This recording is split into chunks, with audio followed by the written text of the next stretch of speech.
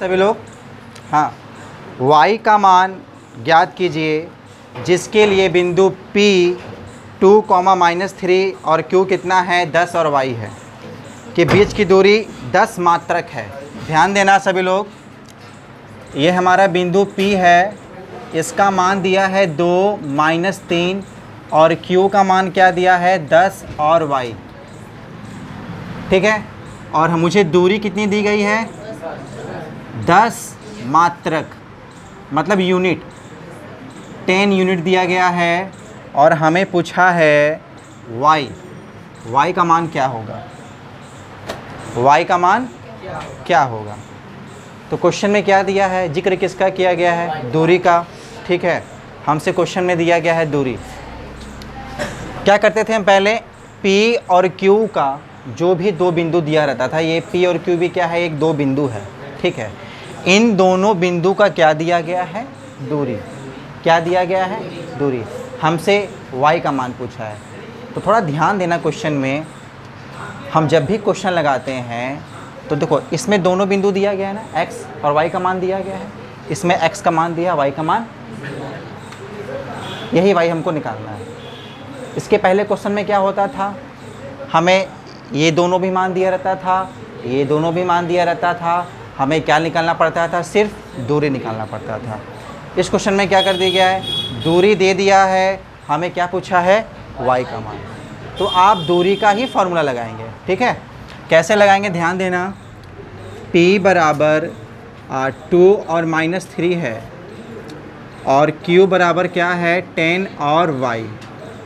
तो यहाँ लिख लो, x1 का मान कितना होगा 2 और y1 का मान कितना होगा -3, x2 का मान होगा 10 एंड y2 का मान होगा y, ठीक है। दूरी P से Q तक की दूरी कितनी दी गई है, 10 दी गई है ना, दी गई है। और P से Q तक की दूरी का फॉर्मूला क्या होगा, x2 - x1 का होल स्क्वायर और प्लस y2 - y1 का होल स्क्वायर। कुछ नहीं करना है, बस अब इस फॉर्मूले में x1 y1 x2 y2 का मान अब क्या कर दीजिए, रख दीजिए, ठीक है। तो x2 का मान कितना दिया गया है 10, x1 का मान कितना दिया गया है 2 का स्क्वायर प्लस y2 कितना दिया गया है y। अब एक बार ध्यान देना, ये y1 है, फॉर्मूले में क्या दिया गया है माइनस, और यहाँ पर y1 का भी मान किस में दिया गया है, तो ये माइनस और ये माइनस क्या हो जाएगा, प्लस। इसको माइनस करोगे तो 8 का क्या होगा, स्क्वायर हो जाएगा, और y + 3 का स्क्वायर। ध्यान देना, ये तो सही है, लेकिन यहाँ पर क्या है y + 3, तो ये क्या करेगा, हमें प्रॉब्लम करेगा क्वेश्चन को ब्रेक करने में। ब्रेक तो कर लोगे, लेकिन इसका तुम वर्गमूल नहीं निकाल पाओगे। तो क्या करेंगे, इस अंडर रूट को हटाएंगे। तो अंडर रूट हटाने के लिए क्या करना पड़ता है, दोनों पक्षों का वर्ग करना है। दोनों पक्षों का वर्ग करने पर, दोनों पक्षों का वर्ग करने पर, अब ध्यान देना, जब वर्ग करोगे तो 8 स्क्वायर प्लस y + 3 का होल स्क्वायर हो जाएगा, और 10 का भी क्या होगा, होल स्क्वायर होगा ना। अब 8 का स्क्वायर कितना हो जाएगा 64।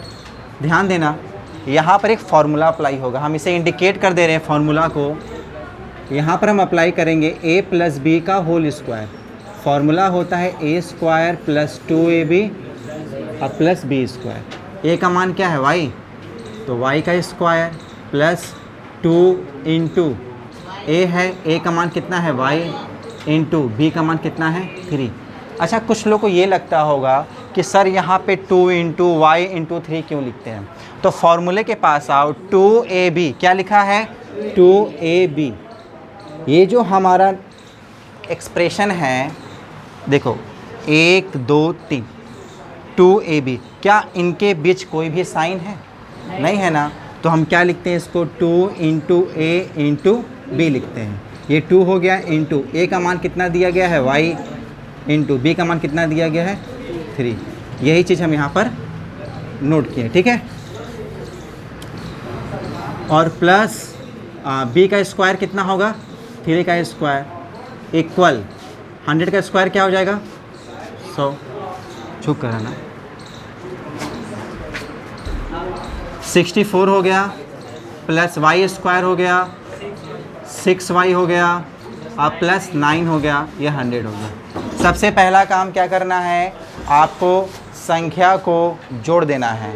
तो 64 और 9 को जोड़िए, कितना होगा, हाँ 75, 73। अब संख्या को इधर ले आइए आप, ये प्लस में इधर आएगा तो क्या हो जाएगा, ये माइनस हो जाएगा। कितना हो जाएगा, 10 में से 3 गया तो 7, और 9 में से 7 गया तो 2, -27। एक बार ध्यान देना, ये 73 प्लस में है और 100 किस में दिया है, माइनस में दिया है। तो माइनस वाला डिजिट बड़ा था इसलिए मैंने माइनस का साइन लगा दिया। अब ध्यान दो, हमें ये मिल गया, हमें तो y का मान निकालना था और हमें क्या मिल गया, द्विघात समीकरण मिल गया। क्या मिल गया, अब इस द्विघात समीकरण को क्या करेंगे, हम इसको ब्रेक करेंगे। अब कैसे ब्रेक करेंगे, तो ध्यान देना, ये y स्क्वायर है, ये 6y है, हमको इससे मतलब नहीं है, हमको इस संख्या से मतलब है। किससे मतलब है, इस संख्या से मतलब है। संख्या कितना है यहाँ पर, 27। तो इसका एक सिस्टम है बनाने का। जब संख्या रहता है तो क्या करते हैं, ऐसा कोई 2 नंबर ले लें जिसका गुणा करें तो कितना आ जाए, 27। अब 27 के आगे आओ, क्या दिया है, माइनस, और उसी 2 नंबर को फिर क्या कर दो, माइनस कर दो, तो कितना आना चाहिए, 6। तो कोई ऐसा 2 नंबर लेंगे, जिसको गुणा कर दे तो क्या हो जाए, 27 हो जाए, फिर उसी 2 नंबर को हम माइनस कर दे तो कितना हो जाए, 6। तो 27 को हम यहाँ पर ब्रेक करेंगे, ये 3 से कटेगा, 3 9 जा। अब ध्यान देना, 9 इंटू 3 कितना हो गया, 27 हो गया, और 9 में से 3 गया तो कितना हो गया, 6। तो हमें ये पार्ट नहीं लिखना, हमें ये चीज़ लिखना है, 9 माइनस 3, 9 माइनस 3 लिखना है। किसके जगह पे लिखेंगे, इस 6 के जगह पे क्या लिखेंगे, 9 माइनस 3, और फिर ये वाला y -27 = 0, y स्क्वायर। अब क्या करना है, इस y का हम इन दोनों में मल्टीप्लाई कर देंगे, तो 9y - 3y। आप क्या करोगे, इन दोनों को ब्रैकेट से बाहर निकालोगे। अब ध्यान देना, बाहर क्या है, ब्रैकेट के प्लस है, तो जब बाहर प्लस का साइन होता है तो अंदर का कोई भी साइन चेंज नहीं होता है, जो जैसा है वो वैसा ही रहेगा, उसमें कोई भी बदलाव नहीं होता है, ठीक है। अब आते हैं कॉमन। अब इन दोनों का पेयर बनाओ, इन दोनों का पेयर बनाओ, कोई बीच में बोलेगा नहीं, मेरे बात को ध्यान से सुनो। इन दोनों में क्या मिल रहा है तुम्हें, यहाँ पर भी y है और यहाँ पर भी y है। यहाँ पर क्या, y स्क्वायर, मतलब y कितना है, 2 है, यहाँ पर y क्या है, 1 है। तो हम एक y क्या कर लेंगे, हम कॉमन ले लेंगे। जब हम एक y कॉमन ले लेंगे तो यहाँ पर 2y है, तो कितना y बचेगा, अब प्लस यहाँ सिर्फ क्या बचेगा, 9, ठीक। अब इन दोनों में कॉमन क्या मिल रहा है, यहाँ पर y है बट यहाँ पर y नहीं है, लेकिन हम देख रहे हैं कि 3 के टेबल से ये भी कट जाएगा और 3 के टेबल से ये भी कट जाएगा। तो हम क्या करेंगे, -3 कॉमन ले लेंगे। अब हम ब्रैकेट लगाएंगे, तो जब 3 आप कॉमन ले लिए हैं तो यहाँ पर सिर्फ क्या बचेगा, y। एक बार ध्यान देना, ये माइनस है तो तुमको लगेगा हम यहाँ पर माइनस का साइन देंगे, लेकिन माइनस नहीं होगा। क्यों नहीं होगा, बता रहे हैं, क्योंकि आपने कॉमन क्या लिया है, -3।